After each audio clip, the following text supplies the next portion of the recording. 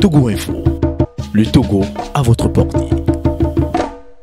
Il y a une grande démobilisation au niveau des Togolais. Il y a une certaine résignation. On sent que les Togolais sont fatigués.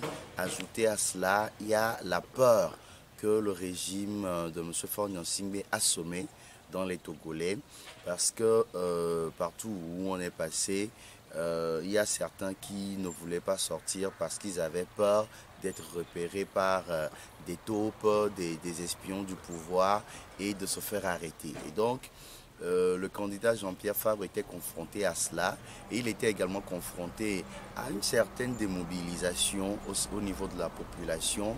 Et c'est justement pour cela que M. Jean-Pierre Fabre a essayé de redonner espoir aux Togolais. Il, dans son message, essayait à chaque fois de donner confiance aux Togolais, de leur demander de retrouver cet espoir-là. Et il les appelait à prendre leur destin en main. Parce qu'il faut le dire, ce sont les Togolais eux-mêmes qui pourront se sauver de cette situation. Et c'est ce que M. Jean-Pierre Fabre a essayé dans ses messages de dire, de véhiculer à la population togolaise. Mais non. Sur un autre plan, je dirais que, en toute honnêteté, l'ANC a pu arriver à battre campagne avec des populations parce que c'est un parti qui quand même a une base électorale. Et donc partout où nous sommes passés, l'ANC a pu réunir des gens.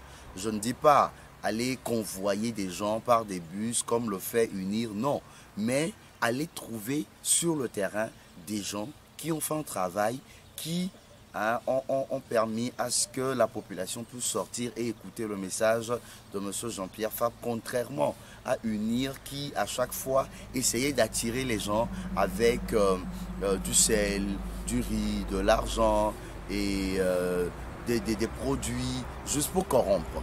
Et je rappelle d'ailleurs que j'ai été choqué au niveau de Notchan quand j'ai vu UNIR débarquer avec des tracteurs avec les posters, les affiches du candidat Faure Gnassingbé dessus et qu'on voulait distribuer aux gens.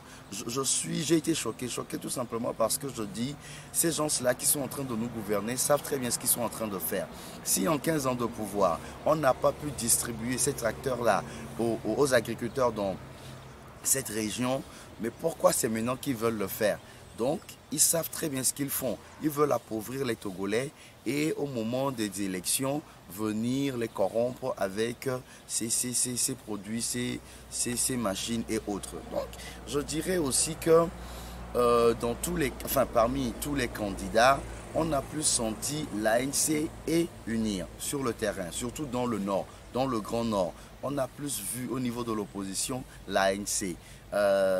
Au niveau de Dapaon, Mongo, oui c'est vrai, il y a le parti de M.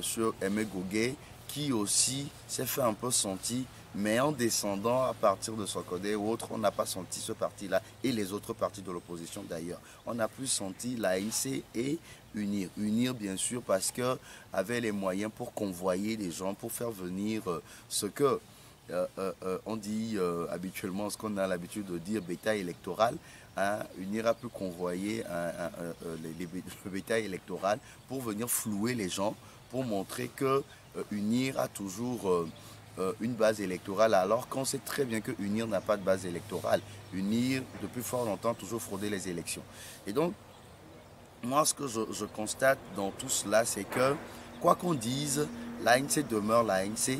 L'ANC demeure le parti le plus implanté parmi tous les partis politiques d'ailleurs. Et je dirais peut-être pour terminer que